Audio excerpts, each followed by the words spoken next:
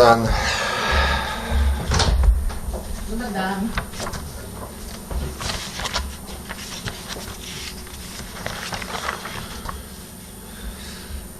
Lepo pozdravljeni.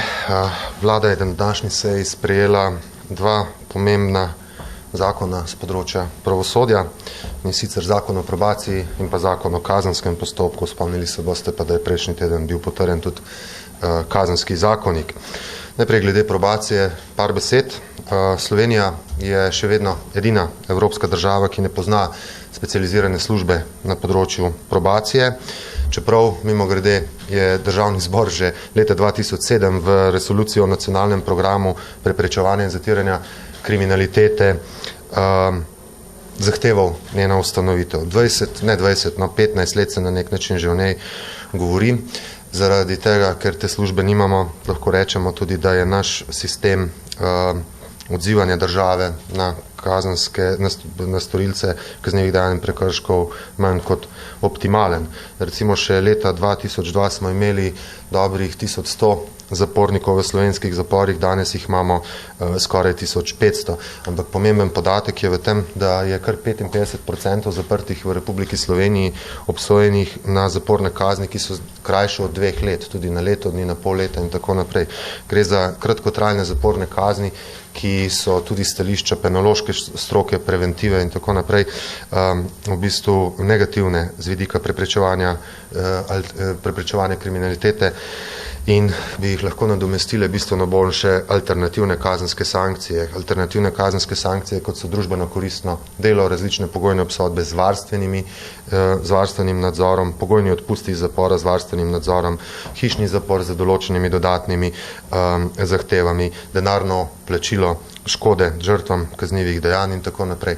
Za vse to imamo že sedaj podlago v zakonu, bolj ali manj urejeno, vendar pa nimamo nikogar, ki bi izvajal in ki bi nadziral in koordiniral izvajanje vseh teh alternativnih sankcij. Danes to počnejo centri za socialno delo, za katere vemo, kako so obremenjeni z drugimi stvarmi, deloma sodišča, deloma policija, deloma državno tožilstvo. V tujini to počnejo probacijske službe. In mi smo pred enim letom se zavezali z sklepom vlade, da bomo do probacijske službe prišli, in danes z iskrenim zadovoljstvom ugotavljam, da je vlada potrdila prvi slovenski zakon o probaciji. V vmesnem času ta določa, ne bom šel v podrobnosti, ustanavlja probacijo kot poseben organ v sestavi Ministrstva za pravosodje in nalaga te klasične probacijske naloge, s tem razbremenjuje centre za socialno delo, sodišča, tožilstvo in deloma tudi policijo, opravljanje nalog s tem v zvezi. Naši cilji, ki verjamemo, da bodo z implementacijo tega zakona doseženi, so zmanjšanje ponovitve kaznivih dejanj s pomočjo vzpostavljenih pozitivnih odnosov z storilci, večja uporaba alternativnih sankcij, celovita obravnava obsojene osebe, zmanjšanje v končni fazi, kar je pomembno pri zasedenosti zaporov, in tudi zmanjšanje na zdravje ponovitvene nevarnosti. Tudi tukaj je en manjši podatek. Slovenija ima približno 40% ljudi v zaporih, ki so povratniki. Povratništvo je relativno visoko, če primerjamo z kakšno drugo državo, ne vem, Norveško, ki ima ta podatek pod 20%. Služba bo začela, oziroma urad bo začel v celoti delovati aprila 2018, v vmesnem času se bo vzpostavljal. Kar je pomembno, je to, da smo v tem času zagotovili, ne dobili obljubljena, ampak že zagotovili evropska sredstva v okviru programa Učinkovito pravosodje, in prva 3 leta delovanja službe bo več kot polovico njenih finančnih zahtev sofinancirala Evropska unija. Toliko o službi oziroma o zakonu o probaciji, za katerega verjamem, da bo, ali pa upam, da bo pozitivno sprejet tudi v Državnem zboru. Potem pa drug pomemben del je pa, da je vlada danes sprejela besedilo novele zakona o kazenskem postopku. Predstavlja pomembno spremembo zakona o kazenskem postopku. Dodal bi, da zakon o kazenskem postopku samostojne Republike Slovenije je bil sprejet pred 22 leti in danes potrjena novela je najobširnejša novela v samostojni Republiki Sloveniji, obsega kar 150 členov. Z njo se bo Slovenija naslavlja mednarodne zaveze oziroma pomanjkljivosti obstoječe ureditve. Če bo novela sprejeta, bomo med drugim se lahko tudi lažje in učinkovitejše vklopili v sistem Evropskega javnega tožilca, kar je ena od prioritet Evropske komisije v zadnjih 2 letih in naj bi bila še letos tudi sprejeta. Novela predstavlja tudi izpolnitev ene od vladnih zavez v krepitvi učinkovitosti tožilstva, policije in sodišč pri odkrivanju in pregonu ter sojenju zlasti najbolj zahtevnih oblik gospodarskega, bančnega in drugega kriminala. Novela pomeni tudi temeljit korak k posodobitvi kazenskega postopka po vzoru večine evropskih držav, ki so že pred leti pristopile k ukinjanju sodne preiskave. Nekateri boste vedeli, da se o tem v Sloveniji govori že 20 let, vendar nikoli ni bilo odločnosti ali pa znanja ali pa pripravljenosti politične in strokovne volje, da se ta korak tudi stori. S to novelo ga delamo. Pri njeni pripravi smo identificirali najbolj kritične točke, zaradi katerih slovenski kazenski postopki veljajo za manj učinkovite v Evropi, predvsem pri obravnavanju zahtevnejših oblik kriminala, vse od predkazenskega postopka, policijskega dela, sodne preiskave, obtoževanja, sojenja na prvi stopnji ter v bistvu pritožbenega postopka vse do vrhovnega sodišča. Z novim kazenskim postopkom, če bo potrjeno v parlamentu, bodo vse institucije, ki sem jih omenil, dobile v vseh fazah kazenskega postopka vzvode za jasnejšo in odgovornejšo zagotovitev hitrejšega in učinkovitejšega kazenskega postopka, ne da bi pri tem morali sprejemati kompromise glede varstva človekovih pravic oseb, ki so osumljene, obtožene ali obsojene kaznivih dejanj. Na kratko, gre za velik zakon, kot sem rekel, zato sem nekoliko daljši. Na kratko samo še ključni poudarki. Ključne rešitve predlaganih rešitev so velik nabor vzvodov za hitrejšo obravnavanje zadev v vseh fazah postopka, kot so recimo okrepljeni in jasno predeljeni preiskovalni ukrepi in dejanja policije in državnega tožilstva v predkazenskem postopku, bolj pregledne dokazne podlage in dokazi, na katerih temeljijo obtožni akti, združevanja tožilskih zadev, ko gre za istega osumljenca, omejevanje nepotrebnega dolgotrajnega branja dokaznega gradiva na glavnih obravnavah. Tisti od vas, ki ste bili pri kakšnih velikih sojenjih, veste, da se včasih spremenijo tudi v bralne vaje, spodbujanja vlaganja neposrednih obtožnic mimo preiskave, kar lahko izjemno pohitri postopke, predvsem ukrepi, ki bodo omogočili odločanje na drugi stopni brez razveljavljanja in vračanja zadev na prvo stopnjo v pritožbenem postopku. Nekaj takega smo že sprejeli v okviru zakona o pravdnem postopku, tudi ločena mnenja na Vrhovnem sodišču, ki so bila sprejeta pred enim mesecem v parlamentu v civilnem postopku, jih zdaj uvajamo tudi v kazenskem postopku. Pomembno je, da jasnejše in bolj enostavno urejamo pravice oziroma pooblastila policije in državnega tožilstva, tudi sodišča, glede pridobivanja podatkov strani bank, hranilnic in drugih finančnih institucij, kar je pomembno za preiskovanje bančne kriminalitete. To, kar bi lahko zanimalo vas, ustreznejše urejamo zaščito varovanja novinarjevega vira v kazenskem postopku. Dopuščamo možnost zaslišanja osumljenca ali prič pred policijo. Po vzoru drugih evropskih držav smo edina država, ki tega še ni imela urejeno na način, kot ga urejamo sedaj, in tudi to pomeni velik korak naprej k večji učinkovitosti in hitrosti kazenskih postopkov, predvsem pa pri zagotovitvi dokaznih virov po tistih fazah, ko se s preiskavo začne. Pomemben del predstavlja tudi ureditev okrepljenih pravic žrtev, posebej mladoletnikov v kazenskem postopku. Vrsta ukrepov je s tem povezanih, s čimer implementiramo v naš pravni red pomembno evropsko direktivo o pravicah žrtev v kazenskem postopku.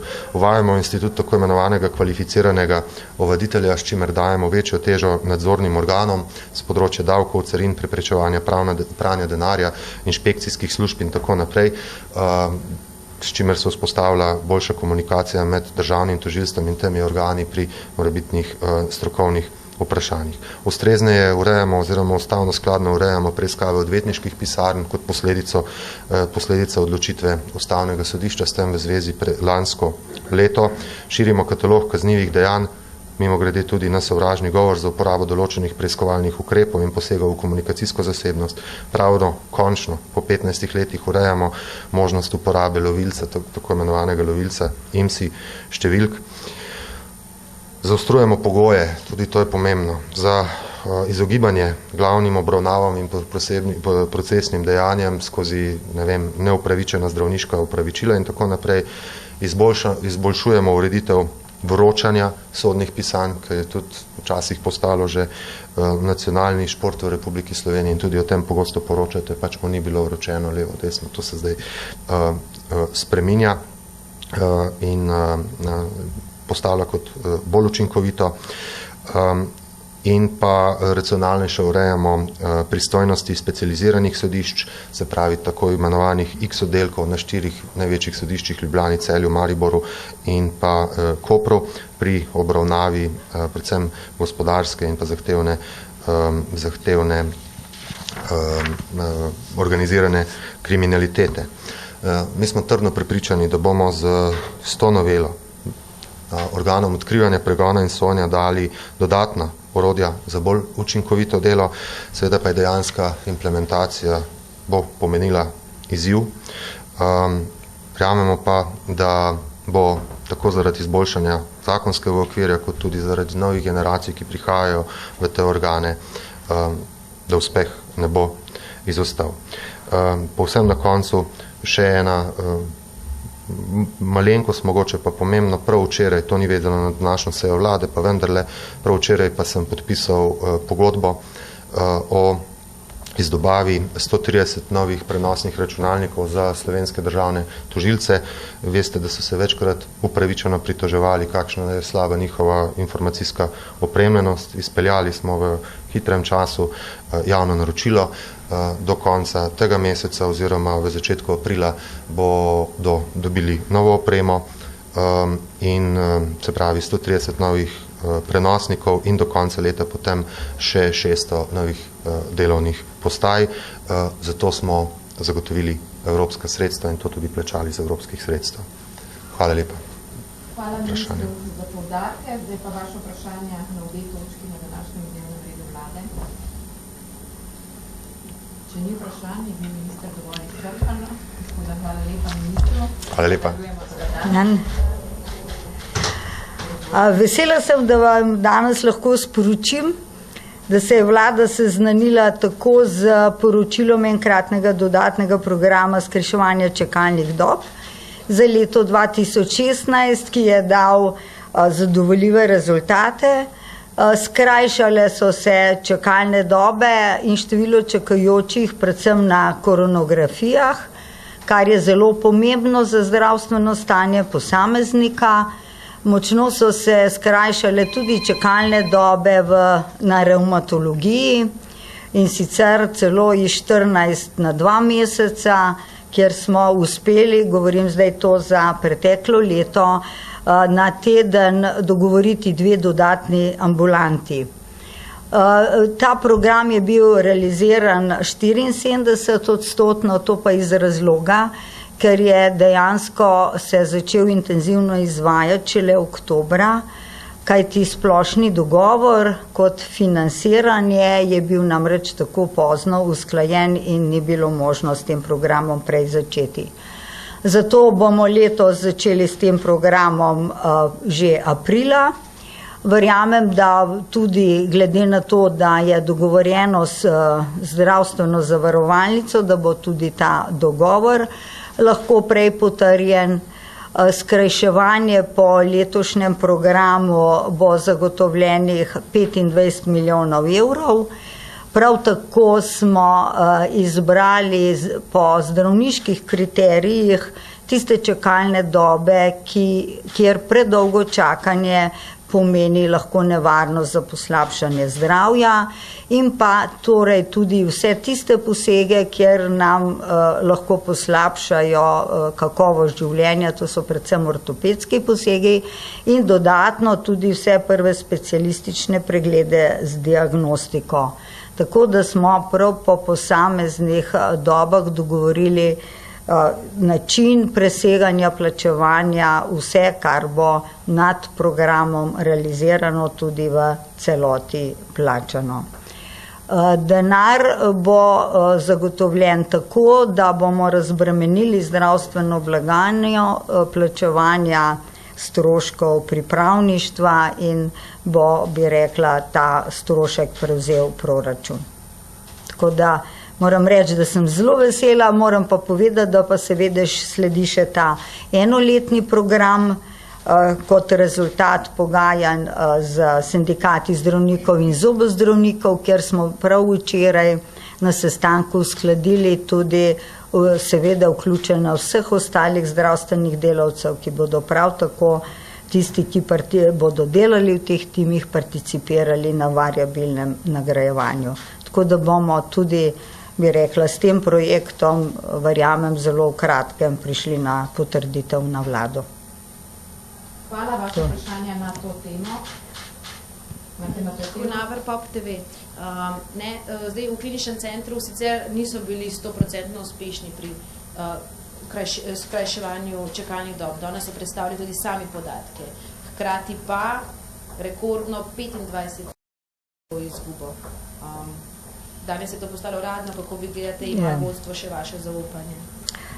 Glejte, omeniti je treba, da realizacija programa tudi v UKC je bila tudi posledica dvotedenske stavke. Vi veste, da so zdravniki delali samo 40 ur in seveda niso delali tega programa po popoldanskem času in ob sobotah ali nedeljah.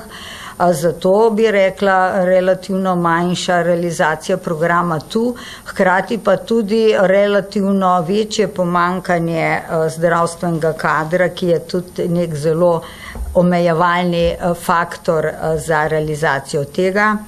Glede izgube pa moram povedati, da je dejansko ta izguba nastala tudi zaradi odpisa terjatev za opravljene storitve iz let 2002 in naprej.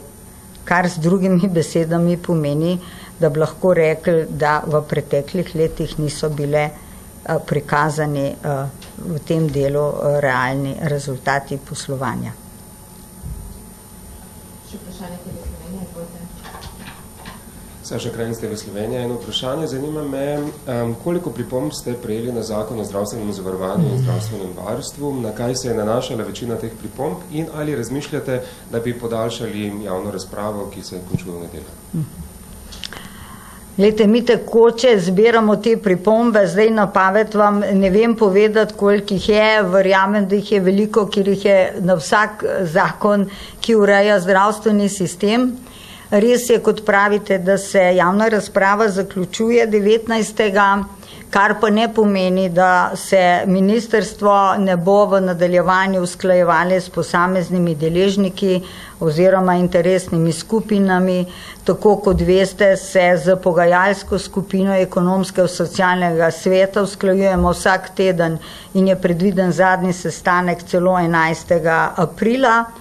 In potem, ko bomo naredili ves pregled teh pripomb, bomo seveda klicali vse tiste, ki so dali pripombe in interesne skupine in se z njimi še usklajevali. Še kakšno vprašanje, izvolite, če vas to temo? Ja, zdaj pravite odpis terjatev. Odpis terjatev je 6 milijonov evrov iz 6 vseeno na to razlike 18 milijonov evrov eno leto.